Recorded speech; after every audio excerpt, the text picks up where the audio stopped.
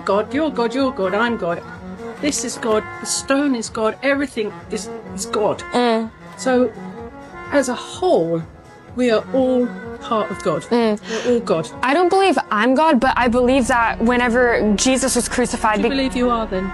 So basically, I believe that once Jesus was crucified... Who are you then? Well, I'm getting to that. I'm Go getting on, to that. tell me. So once Jesus was crucified and he died and then he rose again from the dead, when I accepted him into my life, Galatians 2 says, it is no longer I who live, but Christ who lives within me. So I believe, my name is Avery, I literally believe my old life with sin, everything I used to do that caused depression and anxiety in my life and feeling like purposelessness is now put to death, because whenever Jesus died, he took my sin with him. So now I feel life and life abundant because it's no longer I who live, but Christ who lives within me. So now, whenever I go to God, where once my sin separated me from God, God now sees not even Avery, he sees Jesus instead of Avery, because Christ's blood covers me from head to toe. Okay, so I like what Avery said here. The problem is that she's rehearsing a prepared statement and not getting to the woman's point. Being perfectly honest, this is not the face of someone who cares about Galatians 9 or anything like that, because you aren't answering her question. And I understand, yes, technically you've answered the question because you're saying, well, I don't believe I am Christ, but I believe Christ lives in me, which is a very nuanced point. But everything else doesn't matter. She doesn't care that you used to have anxiety and depression and that you used to do stuff. Like, beautiful testimony,